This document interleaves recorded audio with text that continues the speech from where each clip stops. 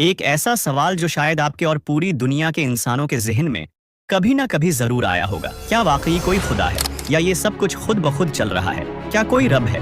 जी हाँ, अगर मैं कहूँ कि अल्लाह ही तमाम जहानों का रब है तो शायद आप फौरन न माने, क्योंकि हर चीज का एक सबूत होता है।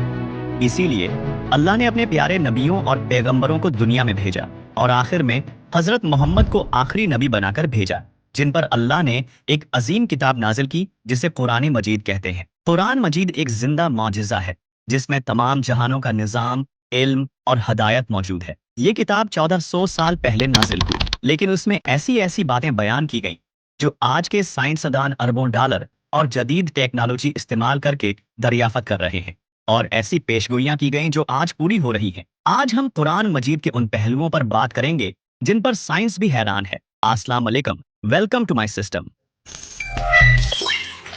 1650 में रॉबर्ट हुक ने सेल को दरियाफ्त किया।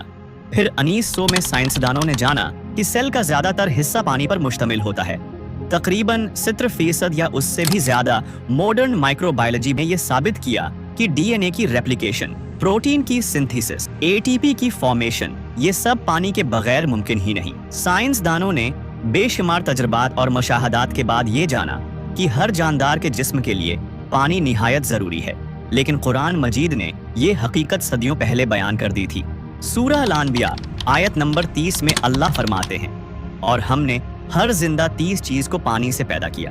तो क्या ये महज इत्तिफाक है या ये इस जात की निशानी है जो हर चीज का खालिक है? दुनिया में बेशुमार लोग ऐसे हैं जो खुदा को नहीं मानते, शायद इसलिए कि वो मानना ही नहीं चाहते। आज के दौर में हर इल्म, हर मालूमात हमारे सामने मौजूद है, बस गौर करने की जरूरत है। आपने बिग बैंग के बारे में जरूर सुना होगा, एक छोटा सा नुक्ता जिसमें जबरदस्त धमाका हुआ और पूरी कायनात वजूद में आ गई। क्या आपने कभी गौर किया कि जब कुछ नहीं से सब कुछ कैसे बन गया? क्या आपने सोचा कि ये डिस्ट्रक्शन से क्रिएशन बगैर किसी ताकत के कैसे मुमकिन हुई? उसका मतलब ये है कि कोई है जो इस पूरे निजाम को चला रहा है, और वो है अल्लाह। कुरान मजीद ने ये हकीकत 1400 साल पहले बयान कर दी थी। सूरह अल-अनबिया आयत नंबर 30 में अल्लाह फरमाते हैं, क्या काफिर लोगों ने नहीं देखा कि आसमान और जमीन आपस में जुड़े हुए थे, फिर हमने उन्हें जदा किया? ये वो हकायक हैं जो कुरान मजीद में मौजूद हैं, बस सिर्फ गौर व फिक्र की जरूरत है। 1929 में मशहूर साइंसदान एडविन हबल ने दरियाफत किया कि तमाम गैलेक्सीज एक दूसरे से दौड़ जा रही हैं। उसका मतलब ये था कि हमारी कायनात मुसलसल फैल रही है, यानी हमारा यूनिवर्स एक्सपैंड कर रहा है। ये वो इल्म है जो दुनिया को सिर्फ 100 साल पहले मालूम हुआ, लेकिन कुरान मजीद ने ये हकीकत 1400 साल पहले बयान कर दी थी। सूरत अल-ज़ारियात आयत नंबर 44 में अल्लाह फरमाते हैं, और हमने आसमान को अपनी कुदरत से बनाया और हम ही उसे वसात देने वाले हैं। तो क्या ये एक वाज़ेह निशानी नहीं? क्या ये इस बात का सबूत नहीं कि कुरान अल्लाह का कलाम है?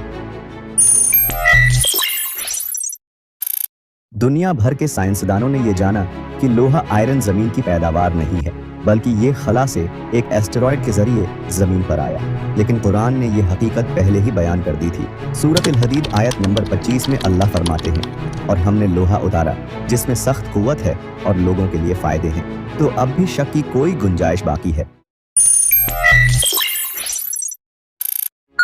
आपने एटमॉस्फेयर यानी फ़ज़ा के बारे में ज़रूर सुना और पढ़ा होगा। यही वो नीला आसमान है जो हम रोज़ देखते हैं, लेकिन दर हकीकत ये एक हिफाजती तह, प्रोटेक्टिव शील्ड है। ये फ़ज़ा हमें खला से आने वाले छोटे छोटे पत्थरों और सूरज की ख़तरनाक रेडिएशन से ज़मीन को महफूज रखती है। फ़ज़ा ज़िंदगी के लिए निहायत ज़रूरी है। अगर ये ना हो तो ज़मीन पर इंसान, जानवर, पौधे सब कुछ ख़त्म हो जाए। ये बातें दुनिया को आज पता चले, लेकिन कुरान मजीद में ये हकीकत 1400 साल पहले से मौजूद थी। सूरत अल-अनबिया आयत नंबर 32 में अल्लाह फरमाते हैं, और हमने आसमान को एक महफूज छत बनाया, मगर वो उसकी निशानियों से मुंह मोड़ते हैं। मगर अफसोस, आज हम खुद इस छत को ख़राब कर रहे हैं, एयर पोल्यूशन से।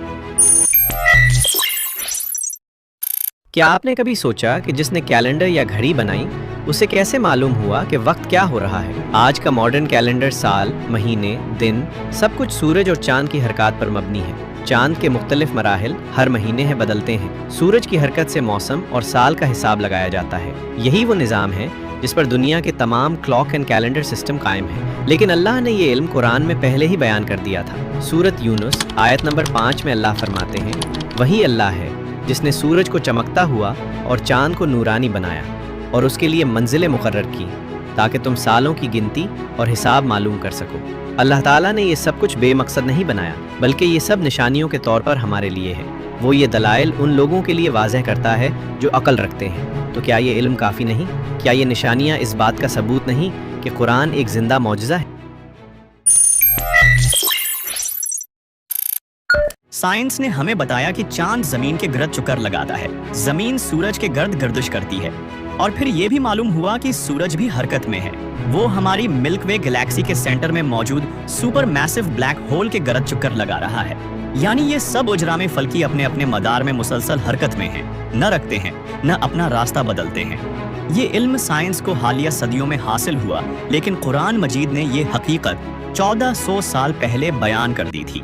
सूरत यासीन आयत 38 में अल्लाह फरमाते हैं, और सूरज अपने मुकर्रर रास्ते पर चल रहा है, ये गालिब और इल्म वाले का अंदाजा है।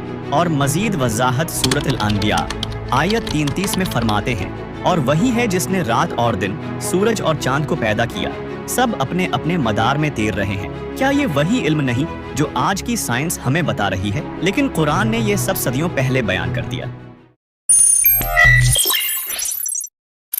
क्या आपने कभी सोचा कि बादलों का वजन कितना होता है? साइंसदानों के मुताबिक एक आम बादल का वजन 5 लाख से 10 लाख किलोग्राम तक हो सकता है, यानी तकरीबन 100 हाथियों के बराबर। इतना वजन होने के बावजूद बादल आसमान में तैरते रहते हैं।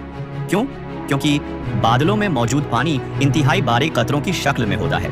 ये कतरे इतने हल्के होते हैं कि हवा की गर्म लहरें उन्हें ऊपर उठाए रखती हैं। उन पर ग्रेविटी का असर बहुत कम होता है। लेकिन ये हकीकत भी कुरान मजीद में बयान कर दी गई थी।